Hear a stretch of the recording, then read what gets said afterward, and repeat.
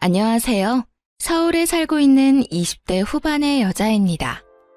집에 있기보다는 외출해서 사람도 만나고 쇼핑도 하는 걸 좋아해서 사실 이런 채널을 즐겨 듣지는 않았어요. 그런데 한창 결혼 문제로 힘들 때 이곳의 사연을 우연히 듣게 되었는데 비슷한 고민을 가진 사연자의 얘기에 빠져들어 눈물까지 흘리게 되더라고요. 그때 마음이 좀 치유가 된 느낌이랄까요? 나 같은 사람이 또 있구나. 나만 힘든 게 아니구나. 이런 생각을 하면서요. 그렇게 이곳의 사연을 꾸준히 듣게 되었답니다. 그러다 보니 벌써 그 남자와 헤어진 지 1년 가까이 흘렀네요. 이제 마음의 상처도 많이 아문 것 같아요. 이 채널에서 받았던 위로를 다른 분들께도 드리고 싶어서 용기 내 사연을 써봅니다. 지금 생각하면 정말 현명한 선택을 했던 저의 이야기. 한번 들어주시겠어요? 그 당시 전 서울 강남의 어느 성형외과에서 원무과 직원으로 일하고 있었습니다. 상담을 진행하진 않았고 주로 접수와 결제 담당이었어요. 빌딩의 한 층을 통으로 썼기 때문에 규모가 꽤 컸거든요. 그래서 직원들이 많았고 예약하는 환자들도 많아서 매일 정신없이 일했었어요. 원무과 쪽은 처음이어서 일을 배우느라 더 정신이 없는 상태였죠. 병원은 16층짜리 빌딩에 있었는데 다른 회사나 로펌도 있었어요. 아침에 엘리베이터를 기다리는데 어느 날부터인가 어떤 남자가 눈에 띄더라고요. 항상 세련된 양복 차림에 참 훈훈한 남자였어요. 몸매가 호리호리하고 얼굴도 여자들이 좋아할 정도로 잘생겼고요. 하루는 병원 사람들이랑 점심을 먹고 들어오는데 또 그 남자와 마주친 거예요. 그러자 다른 직원들이 쑥덕대기 시작하더군요. 저 남자 진짜 훈남이다. 보면 가슴이 떨린다니까. 저번에 누가 봤는데 로펌으로 들어가더래. 혹시 변호사 아니야? 저 얼굴에 변호사면 대박이다. 뭐 그냥 그런가 보다 싶었죠. 그때는 병원 일 끝나면 퇴근해서 친구들이랑 놀기 바빴고 격일마다 운동도 열심히 해서 인생이 너무 재밌는 시절이었거든요. 그래서 남자에게는 별로 관심이 없었죠. 또 전혀 상관없는 사람이기도 했으니까요. 그런데 이상하게 자꾸 그 남자랑 눈이 마주치는 거예요. 나중에 안 거지만 그 남자가 제 쪽을 계속 쳐다봐서 그런 거였어요.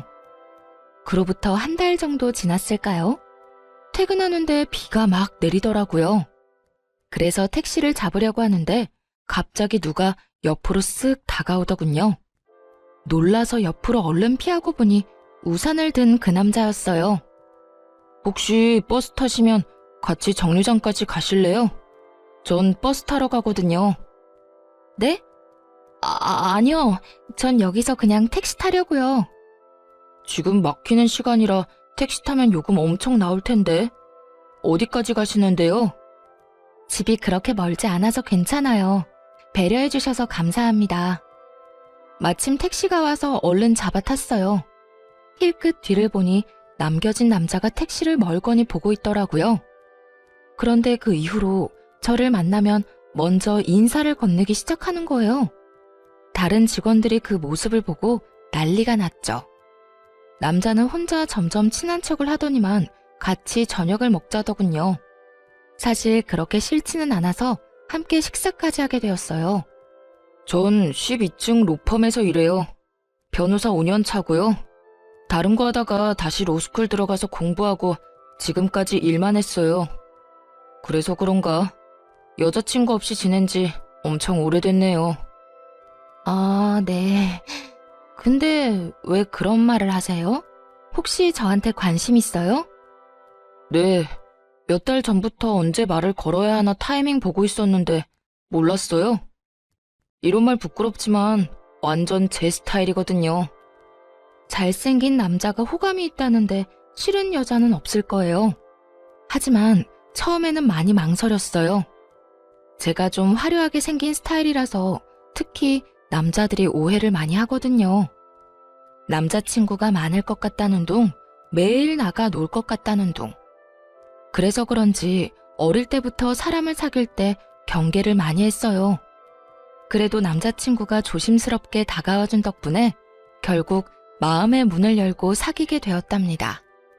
사실 오래 사귈 거라고 생각은 안 했는데 진중하고 배려심 깊은 사람이더라고요. 늘 따뜻하게 대해주는 모습에 반해 그렇게 1년을 만나게 되었어요. 중간에 병원 일을 관두고 싶었던 순간도 많았는데 남자친구를 매일 볼 수 있는 직장이어서 그나마 참고 다니기도 했고요. 아직 어렸기 때문에 결혼은 전혀 생각하지도 않았는데 30대인 남자친구는 결혼 이야기를 자주 꺼내더라고요. 둘이 함께하는 미래에 대해서 자연스럽게 말하기도 하고요.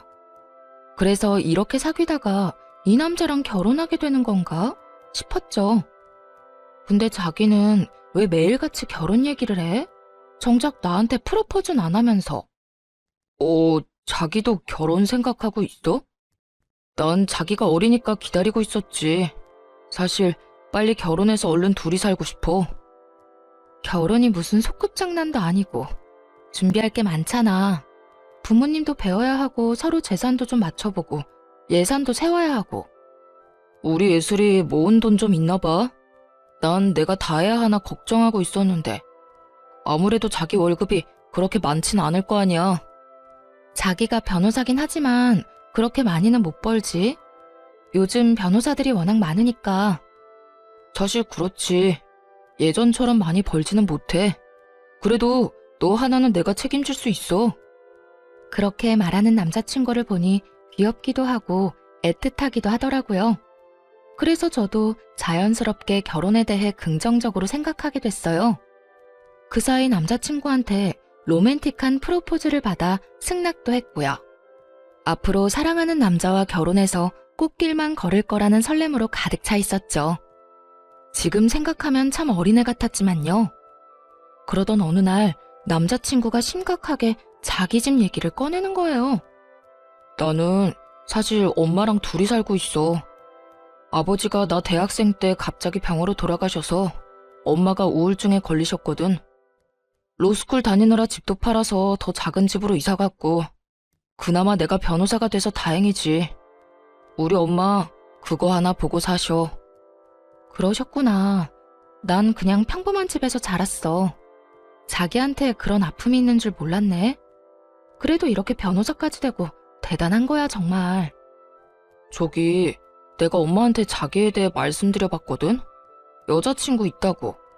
결혼 생각한다고 하니까 직업이랑 집안을 바로 물으시더라고. 그래서 아직 자세히 말씀은 못 드렸는데 자기 직업이 전문직은 아니니까 우리 엄마가 반대하실 수도 있을 거야. 어쩌면 좀 모질게 구실 수도 있고. 그래? 좀 걱정되긴 한다. 난 자기 어머님이 반대하시면 억지로 결혼할 마음은 없어. 자기 너무 냉정하게 말한다. 난 엄마를 어떻게 설득할지 고민하느라 머리가 터질 것 같은데. 저기 나를 사랑하면 엄마가 모질게 대하더라도 좀 참아줄 수 없을까? 사실 자기가 공부 열심히 해서 좋은 직업 가졌으면 이런 걱정 안 했을 테니까. 남자친구가 이렇게 말하는데 좀 어이가 없더라고요. 병원에서 접수하는 일을 한다고 엄청 하찮게 여기는 느낌이었죠. 나에 대해 많이 아는 것도 아니면서 말이에요. 사실 남자친구에게 집안에 대한 작은 비밀을 숨기고 있었는데 그냥 다 말해버릴까 하다가 아직 때가 아닌 것 같아 입을 다물었어요. 어릴 때부터 주변 사람들한테 우리 집 얘기는 절대 안 했거든요. 친구들한테도 그냥 평범하게 산다고만 하고 이러쿵저러쿵 말한 적도 없어요. 남들한테 쓸데없는 말 하지 말라고 부모님이 항상 신신당부하셔서 그렇게 됐죠. 일단은 말을 아끼고 다시 만남을 이어가던 어느 날이었어요. 먼저 퇴근하고 건물 입구 앞에서 남자친구를 기다렸죠. 때마침 남자친구가 나오길래 인사하는데 어떤 중년 여자가 툭 치고 가는 거예요. 게다가 남자친구 이름을 크게 부르면서요. 한눈에 봐도 남자친구 엄마라는 걸 알 수 있었어요. 남자친구도 놀랐는지 제 쪽을 휙 쳐다보더라고요. 엄마, 여기까지 웬일이에요? 언제 끝날 줄 알고요. 전화를 미리 하시죠. 우리 변호사님 이렇게 퇴근한 거 보는 게 엄마 행복이야. 아휴, 멀리서 오는 거 보는데 너무 멋있더라. 무슨 아침 드라마 보는 줄 알았잖아. 아, 진짜 그만하세요. 민망하네. 엄마, 이쪽은 이예슬이에요. 내 여자친구. 이렇게 만나서 좀 그렇다. 정식으로 날 잡아서 만나야 하는데. 응? 그러게. 그건 그렇고 여기까지 왔는데 엄마랑 같이 집으로 가줄 거지? 그러더니 남자친구 엄마가 팔짱을 딱 끼고는 남자친구를 끌고 가려고 하더라고요. 남자친구는 당황하면서 저를 쳐다봤고요. 근데 오늘 예슬이랑 선약이 있는데? 그러니까 연락을 먼저 하셨어야죠. 아님 이렇게 된 거 우리 셋이서 저녁 먹을까요? 맨날 밖에서 밥 먹는 애가 또 무슨 외식을 한다 그래. 내가 너 좋아하는 제육볶음 맛있게 해놨는데. 그럼 난 먼저 갈게. 내일 보면 되지. 어머님, 다음에 뵙고 정식으로 인사드릴게요. 그런데 진짜 너무 웃겼던 게 뭔지 아시나요? 남자친구 엄마는 저를 한 번도 안 쳐다봤고 마치 없는 사람 취급했다는 거예요. 당연히 인사도 받아주지 않았죠. 제 존재 자체를 그냥 신경도 안 쓰고 지나쳐버리더라고요. 저에 대해 당연히 알고 있었을 텐데 완전히 무시하는 태도를 보니 화가 나더군요. 결국 남자친구는 미안한 표정을 지으면서 지네 엄마한테 끌려갔고요. 말도 제대로 못하는 모습에 좀 정이 떨어졌어요. 그래서 일부러 다음날까지 연락을 받지 않았네요. 엄청 미안했는지 병원 문 앞까지 찾아와서 기다리고 있더라고요. 자기야, 어젠 진짜 미안했어. 전화 안 받아서 내가 얼마나 걱정했는 줄 알아? 어머님이 나를 어떻게 생각하는지 아주 잘 알겠던데. 그래도 그렇지 사람을 앞에 두고 어떻게 그렇게 모르는 척을 하셔? 그러게 말이야. 나도 집에 가는 길에 엄청 뭐라고 했어. 우리 엄마가 원래 그런 분이 아닌데 진짜 미안해. 어제 나 처음 보신 거잖아. 뭐라고 하셔? 자기한텐 솔직하게 말하셨을 거 아니야. 숨기지 말고 말해봐. 뭐 별로 좋은 얘기는 안 하셨어. 그냥 모르는 척하고 넘겨줘. 내가 우리 엄마는 잘 설득할게. 아, 말해보라고. 나도 알아야 앞으로 어떻게 할지 생각해볼 거 아니야. 생긴 게 날라리 같고 치마도 너무 짧다고.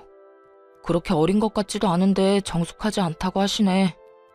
어젠 좀 치마가 짧긴 했지. 난 그런 거 좋아하지만. 날라리라니. 진짜 어이가 없더라고요. 어차피 곧 우리 집에도 인사를 가야 하니까 이번 기회에 다 털어놓기로 했어요. 우리 집에 인사 오기 전에 미리 말할 게 있어. 무슨 말인데? 혹시 무슨 달동네 산다는 말 아니지? 자기 경제 사정 안 좋다는 건 나도 짐작했어. 괜찮아. 아니? 그건 아니야. 우리 집 가면 놀랄까봐 미리 말해주는 거야. 사실 내가 지금 일하는 병원 원장이 우리 오빠야. 우리 오빠가 성형외과 전문이거든. 진짜야? 아, 그래서 거기서 일하는 거구나. 그럼 자기가 해외에서 학교 나왔다고 한 것도 진짜겠네. 사실 안 믿었거든. 나 미국에서 대학 다니다가 사정이 있어서 다시 한국으로 돌아온 거야.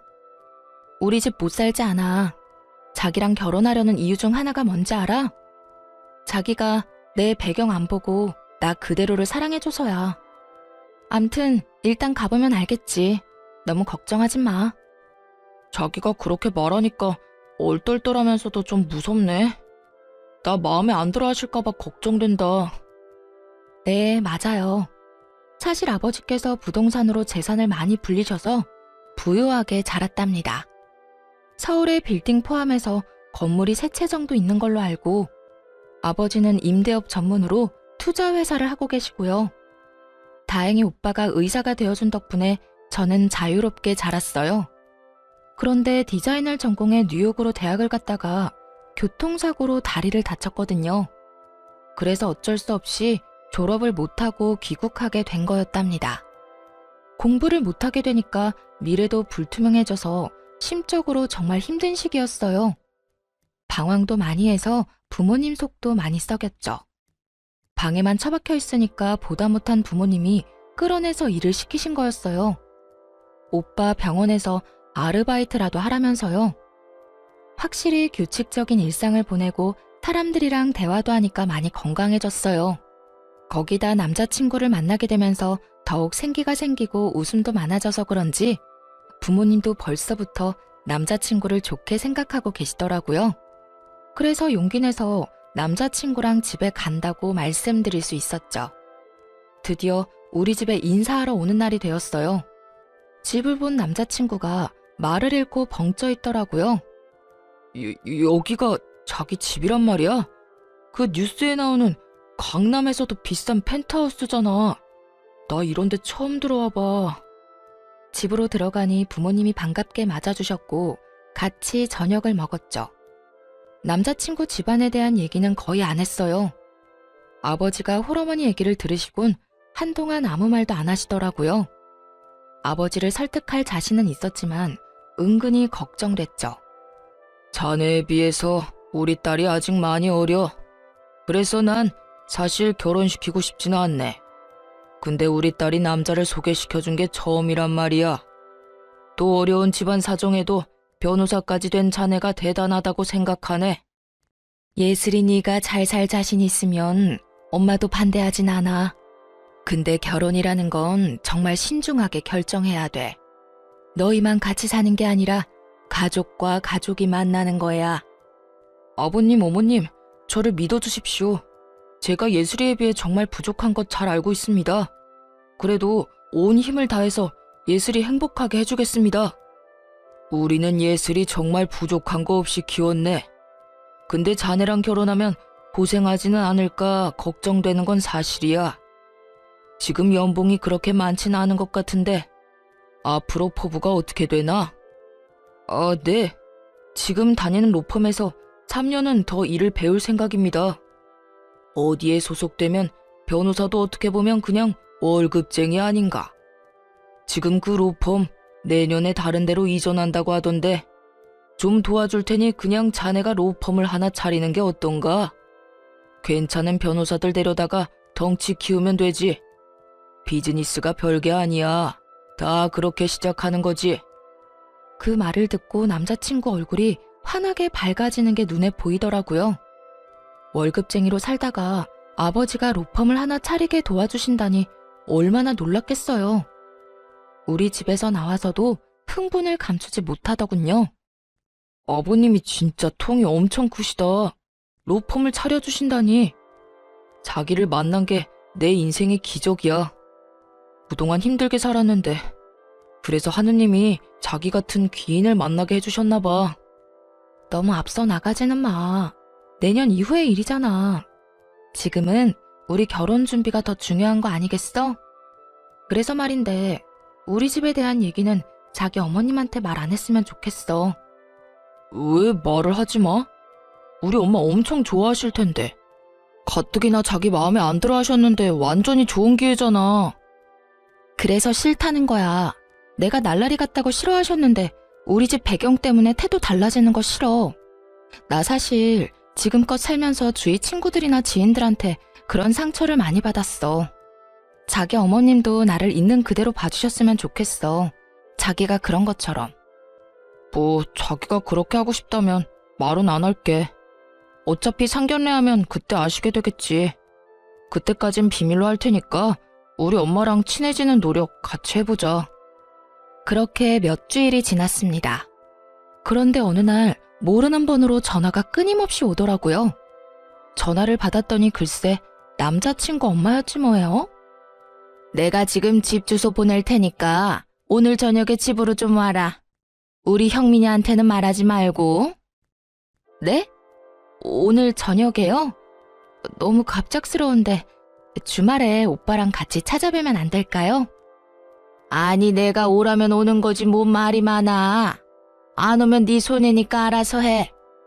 다짜고짜 그렇게 차갑게 말하고는 끊어버리시더라고요. 그리고 바로 집 주소가 문자로 도착했어요. 정말 가야 하나 고민을 많이 했어요. 그래도 노력하는 게 맞는 것 같아서 일부러 백화점에서 과일 세트까지 사서 갔네요. 도착한 곳은 서울 변두리에 있는 작은 아파트 단지였어요. 주변에 산도 있어서 그런지 아늑해 보이더라고요. 초인종을 누르자 얼마 안 있다가 예비 시모가 문을 확 열어젖혔어요. 그리고 말도 없이 휙 들어가 버리길래 순간 당황했지만 우선 안으로 들어갔어요. 뭘 그렇게 두리번거려? 설마 서울 아파트 처음 보는 건 아니지? 내가 관심이 없어서 형민이한테 물어보지도 않았는데 넌 어느 동네 사니? 혹시 어디 달동네 사는 건 아니지?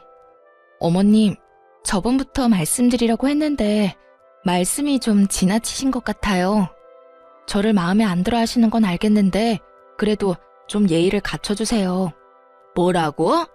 어디 어린 게 어른 앞에서 눈 똑바로 뜨고 예의 타령이야? 넌 지금 예의가 있어? 하긴 가정교육이 중요한 건데 뭐 그런 환경에서 자랐으니 내가 기대를 하면 안 되지. 도대체 사람을 어떻게 생각하고 있는 건지 예비 시모의 태도에 기가 막히더라고요. 그래도 꾹 참고 과일 바구니를 내밀었는데 예비 시모가 혀를 쯧쯧 찼답니다. 너 병원 접수원이라고 하던데 돈이 썩어나니? 이게 얼마나 비싼데 이렇게 척척 싸와? 이런 것만 봐도 네 머리가 얼마나 텅텅 비었는지 알겠다. 어머님께서 과일 좋아하신다고 해서 일부러 멀리까지 가서 사온 거예요. 그냥 맛있게 드셔주세요. 그렇게 많이 안 비싸요. 아이고, 이게 안 비싸다고? 네 수입이 뻔한데 낭비가 너무 심한 거 아니니? 데이트할 때 우리 아들 돈 다 털어먹는 거 아니야? 힘들게 돈 벌어서 뭔 짓인지. 저 오빠랑 데이트 비용 반반씩 내거든요. 마음에 안 드신다고 해도 왜 그렇게 절 대하시는지 잘 모르겠네요. 저는 그냥 어머님이랑 친해지고 싶어서 온 거예요. 우리 아들 구워 삶은 것도 모자라서 나도 어떻게 해보려고? 어림도 없지. 그래, 우리 아들이랑 그렇게 결혼하고 싶으면 오늘 저녁 좀 차려봐. 내가 우리 아들 밥 하나는 참 잘해 먹였어. 너랑 결혼했다가 라면만 먹게 할 순 없으니까 요리 솜씨가 어떤지 좀 보자. 만약 제대로 못하면 절대 우리 아들이랑 결혼 못할 줄 알아. 저 말 들으니 진짜 기가 막히더라고요. 저요, 여태껏 밥 한 번 안 하고 자랐어요. 자랑하는 게 아니라 항상 집에 도우미 아주머니가 계셨거든요. 앞으로도 청소며 요리에 매달릴 생각 없었고요. 그리고 결혼하면 둘이서 알아서 밥 차려 먹고 잘 살 텐데 예비 시모가 말하는 것을 들으니 무슨 노예를 구하는 것 같았죠. 저는 결혼해도 일할 거예요. 집에서도 요리해 본 적 없고요. 부모님도 저한테 밥 차리라고 말씀하신 적 없어요. 무슨 며느리 뽑는 선발전 하는 것도 아니고 밥 못하면 결혼 못한다고 말씀하시는 게 너무 어이가 없네요. 저 그만 가볼게요. 이거 말하는 꼬락서니 좀 봐. 야, 너 거기 안 서? 나가기만 해봐. 당장 부엌으로 들어가. 예비 시모의 눈이 갑자기 휙 돌더니만 제 목덜미를 잡아채더군요. 그러고는 주방으로 막 끌고 가기 시작했어요. 순간 너무 무서웠죠. 내가 우리 아들을 어떻게 변호사로 만들었는데 니까짓 게 뭔데? 가진 게 없고 이뤄놓은 것도 없으면 뭘 해줄 수 있는지 보여줘야 하는 거 아니야? 집에서 우리 아들 수발 잘 들고 밥이라도 잘해야 할 거 아니야? 예비 시모를 확 밀치며 말했어요. 이게 무슨 짓이에요? 사람 죽일 일 있어요? 그쪽 아들이랑 결혼 안 하면 되죠? 당장 헤어져 줄게요. 이제 만족하세요? 비켜요. 그대로 달려서 현관문으로 갔죠. 눈물이 하염없이 나고 목은 너무 아프고 살면서 이런 일은 처음이었어요. 그때 정말 짠 것처럼 남자친구가 들어오더군요. 제 얼굴을 보고는 깜짝 놀라 자기 엄마한테 무섭게 소리치기 시작했어요. 이게 뭔 짓이에요? 내가 예슬이 부르거나 연락해서 이상한 짓 하지 말라고 했죠? 변호사가 뭐 그렇게 대단하다고 만나는 여자들마다 떼어놓으려고 난리냐고. 진짜 미쳤어요? 예, 난 다 너를 위해서 그러는 거지. 그깟 변호사라니? 네 얼굴에 네 직업이면 열쇠 3개는 기본으로 주는 여자도 만날 수 있단 말이야. 어디서 맨날 거지 같은 애들만 데려오니까 그러는 거 아니니? 그 말을 듣자 정신이 확 들더군요. 그동안 믿었던 남자친구한테도 배신감이 들었고요. 물론 저를 만나기 전에 다른 여자야 만났겠지만 그동안 그런 말 전혀 없었거든요. 저번에 그 선생이라는 계집애도 떨쳐내느라 얼마나 힘들었는데. 그런데 이번엔 이런 날라리 꽃뱀을 데려와? 자기야, 일단 나가자. 내가 다 설명할게. 소리치는 예비 시모를 뒤로 하고 겨우 나왔습니다. 남자친구의 차에서 진정될 때까지 멍하게 앉아 있었어요. 이런 일이 생기다니 진짜 꿈을 꾸는 것 같더라고요. 남자친구한테 가기 전에 미리 말을 해놔서 다행이지. 저 혼자였다면 더 못된 일도 당했을 것 아니겠어요? 엄마가 한 말은 너무 신경 쓰지 마. 내가 다 미안하다. 자기야, 이런 일로 다 버리는 거 아니지? 자기가 원하면 엄마랑 인연 끊고 살게. 진짜야. 나도 정말 지긋지긋해. 그래도 키워주신 엄마인데 어떻게 천륜이 끊어지겠어. 나랑 인연을 끊는 게 훨씬 빠를 것 같은데. 그리고 다른 여자 얘기는 뭐야? 다 지나간 일이니까 굳이 말 안 한 거야. 예전에도 결혼할 여자가 있긴 했어. 근데 엄마가 하도 괴롭혀서 결국 헤어졌거든. 그럼 나한테 그 말도 했어야지. 그래야 자기 어머님이 어느 정도인지 알잖아. 난 오늘 일 너무 충격적이야. 내가 대신 이렇게 빌게. 진짜 미안해. 그래서 자기 집안에 대해서 미리 말하자고 한 거야. 그러면 엄마가 잘 대해주실 게 확실하고 결혼까지 아무 문제 없으니까. 그거야 자기한테 유리한 입장인 거고 내가 굳이 그렇게까지 하면서 결혼할 필요는 없는 것 같아. 우리 좀 생각할 시간을 갖자. 당분간 연락하지 마. 계속 붙잡는 남자친구를 밀어내고 얼른 제 차로 돌아가 버렸어요. 그런데 2주 정도 시간이 흘렀는데도 남자친구에게선 진짜 연락 한 통 없더라고요. 이렇게 끝내는 게 맞다고 수십 번 되뇌면서도 괘씸한 마음이 들었죠. 참 이상하게도 건물 안에서도 마주치질 않더군요. 그렇게 일주일이 더 지났는데 엘리베이터 앞에서 드디어 남자친구를 마주쳤어요. 그런데 정말 다른 사람처럼 너무나 초췌하게 변해 있는 게 아니겠어요? 그 사람이 저를 보며 힘없이 씩 웃자 저도 모르게 눈물이 왈칵 쏟아지더라고요. 결국 그날 저녁에 만나서 얘기를 하게 됐죠. 나 2주 동안 병가 내고 사무실 못 나갔어. 자기랑 못 만나니까 진짜 지옥 같더라고. 병가를 다 써서 결국 다시 출근하는데 이번에는 자기 마주칠까봐 너무 무섭고 어떻게 해야 될지도 모르겠고. 남자가 뭐 그렇게 용기가 없어?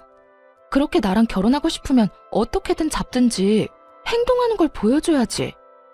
자기가 나한테 과분한 사람인 걸 아는데 염치 없이 어떻게 그래? 그런 수모를 겪게 하면서까지 잡을 수는 없지.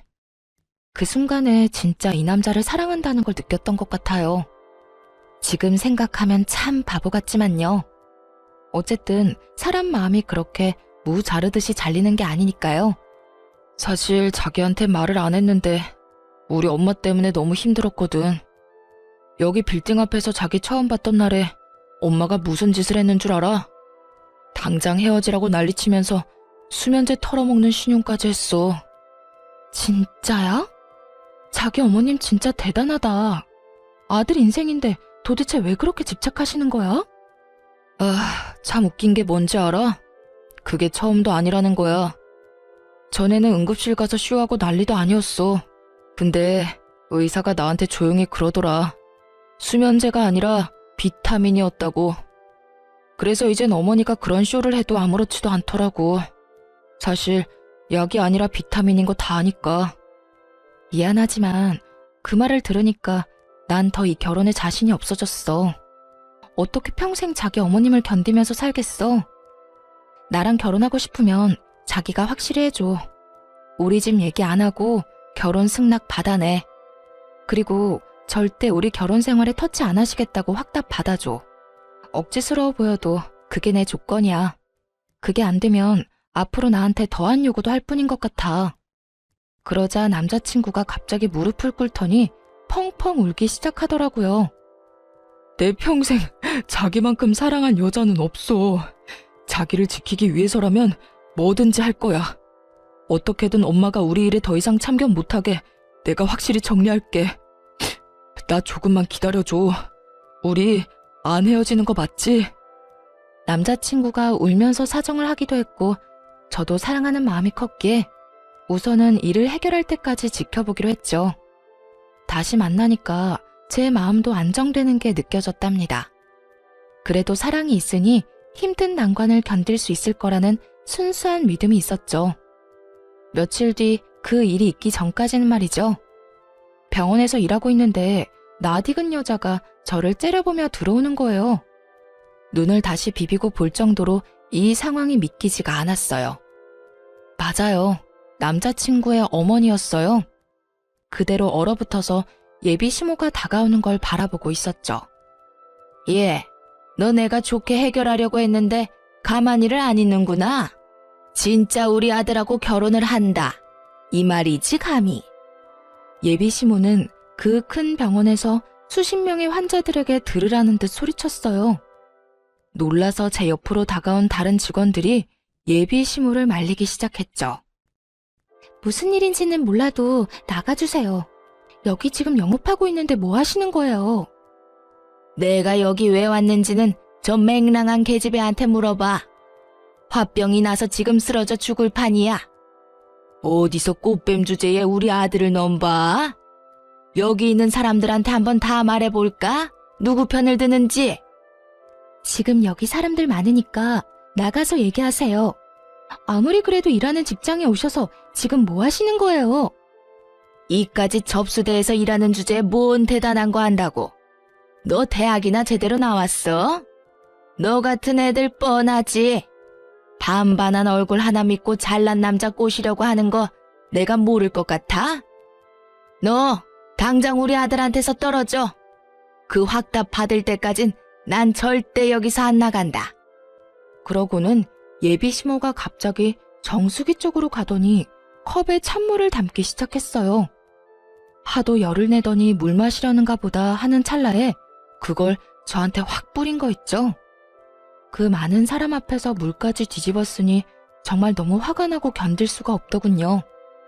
사람들이 수군대는 소리가 들려왔어요. 이에 질세라 탕비실로 가서 큰 물통에 물을 한가득 떠 예비 시모한테 확 뿌렸죠. 나 절대 당신 아들이랑 결혼 안 해. 걱정 붙들어 매세요. 나중에 절대 후회하지 말고 나한테 구질구질하게 매달리지 말아요. 알았어요?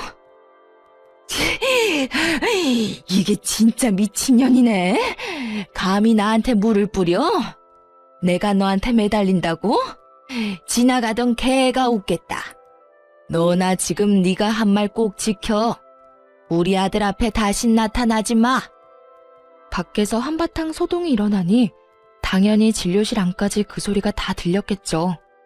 진료를 보던 오빠가 나오더니 놀라서 얼른 저한테 달려왔어요. 이게 지금 다 무슨 일이야? 누가 진료 중인 병원에 와서 이런 짓을 하는 거야? 예슬아, 뭔 일이야? 설마 그 아줌마야? 오빠의 목소리를 들으니 갑자기 서러움이 몰려와서 눈물이 나더라고요. 6살 위인 오빠가 저를 어릴 때부터 엄청 귀여워했거든요. 처음에 고백받았다고 했을 때 병원이랑 로펌이 같은 건물에 있다 보니 오빠가 다른 사람들 통해서 남자친구에 대해 알아봐 주기도 했고요. 사귀는 것도 오빠한테 제일 먼저 말했고 남자친구랑 같이 식사도 몇 번 했어요.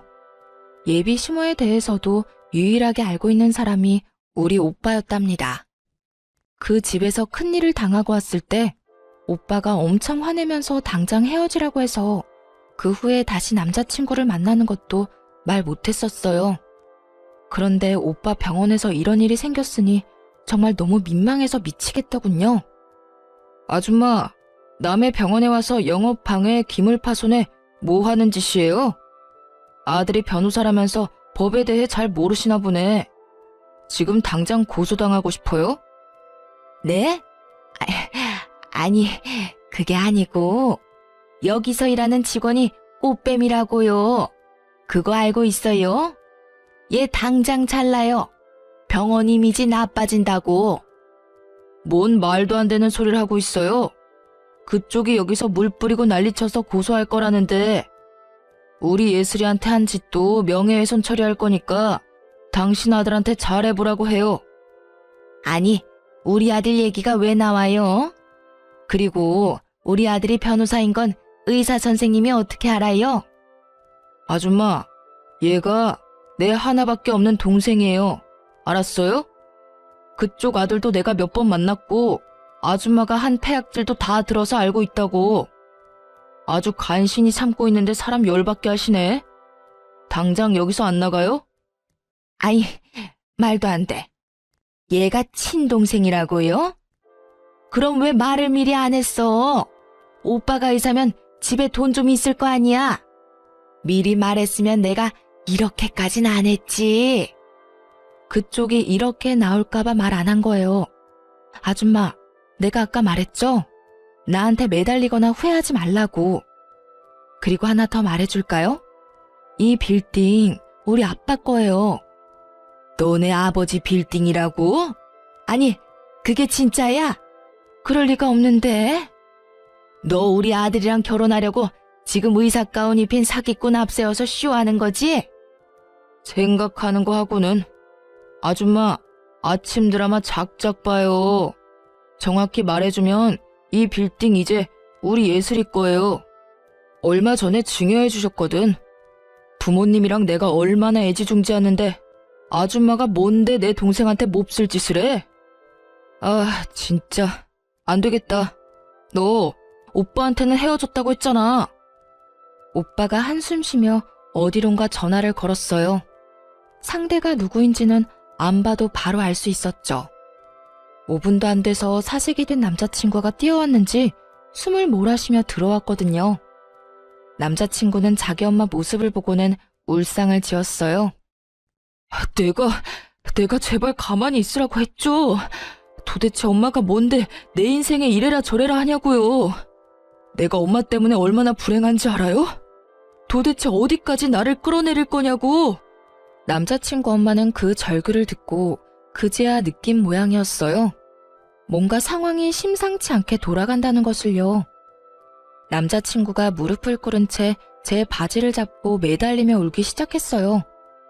그 모습을 보고 가슴이 아팠지만 이미 우리 관계는 돌이킬 수 없었죠.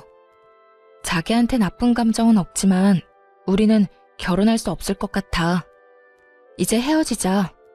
나는 당신 어머님이랑 한 가족이 돼서 살 수가 없어. 제발 여기서 나가줘. 예슬아, 제발 나한테 한 번만 더 기회를 줘. 난 진짜 너를 사랑한다고. 얘 형민아, 너는 변호사가 이렇게 채통 없이 울면 어떡하니? 얼른 일어나. 근데 얘가 진짜 이 건물주 딸은 맞는 거니? 이제 와서 그게 중요해요? 나 예슬이랑 헤어지면 엄마랑도 연 끊고 살 거예요. 알았어요? 이제야 상황 파악이 됐는지 남자친구 엄마가 부드러운 목소리로 말하더군요. 얘, 아가야, 내가 우리 아들을 생각하는 마음에 큰 실수를 한 것 같다. 우리 좀 진정이 되면 다시 얘기하자. 일하는 데 와서 미안하다. 오늘 이후로 다신 아줌마랑 마주칠 일 없을 거예요. 상황 다 알았으니까 이제 그만 가주세요. 지금 안 나가면 진짜 경찰 부릅니다. 강 과장님, 빨리 처리 좀 부탁드릴게요.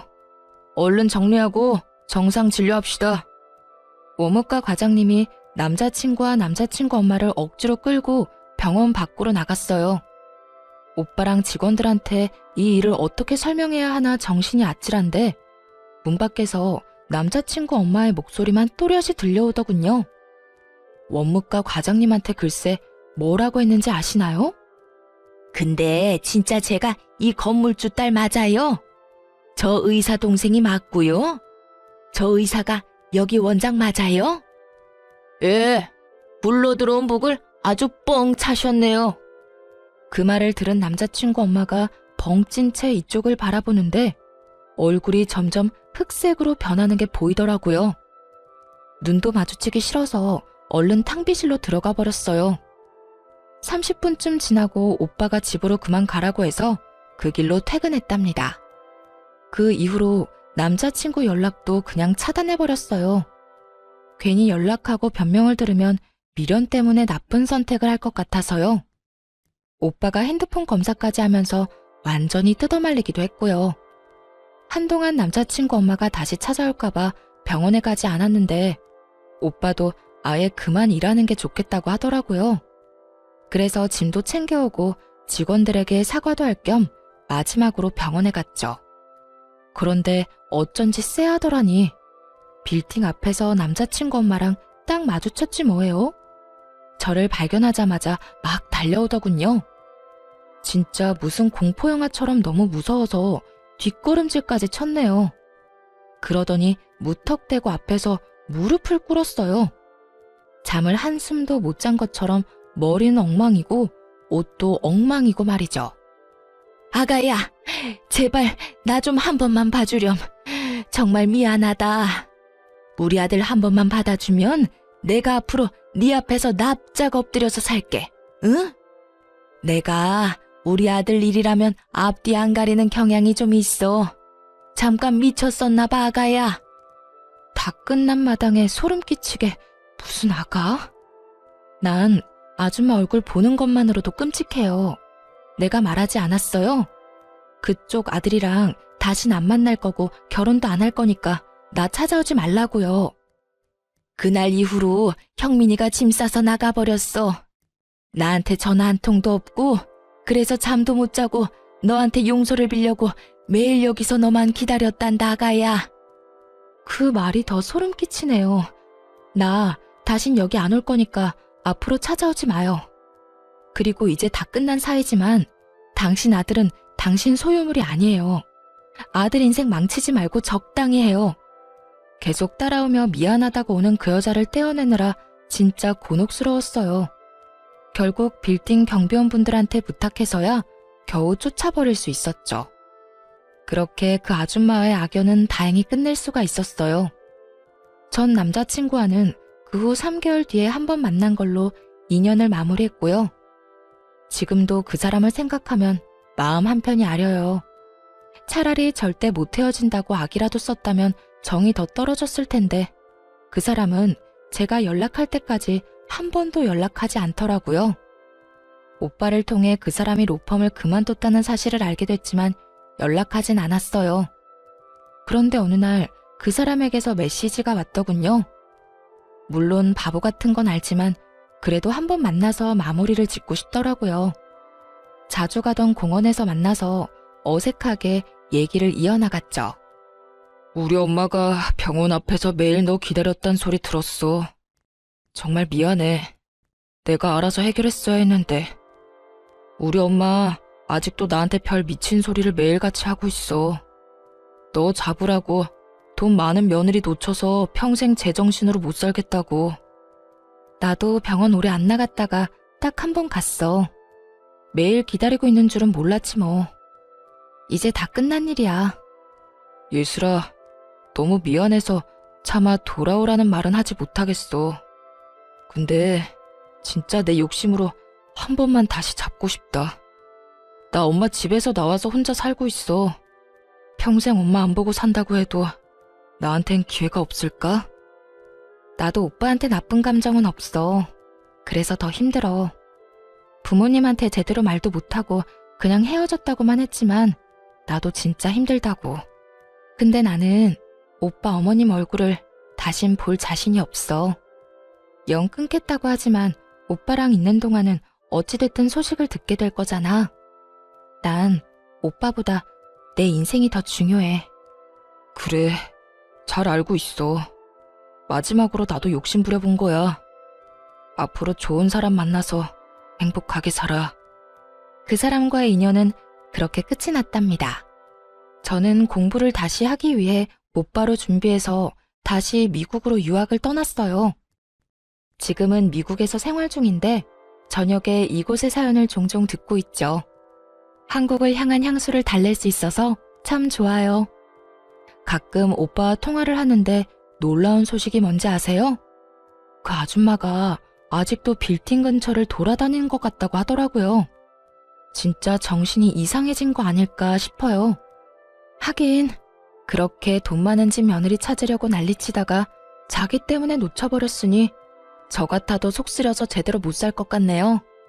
상처도 많이 받고 이상한 일을 겪은 터라 앞으로 결혼할 수 있을지 모르겠지만 지금은 우선 공부를 잘 끝내는 걸 목표로 지내고 있어요. 제가 타지에서 잘 살아갈 수 있도록 듣고 계신 분들이 힘을 주셨으면 좋겠습니다. 이야기 들어주셔서 감사드리고 좋은 날만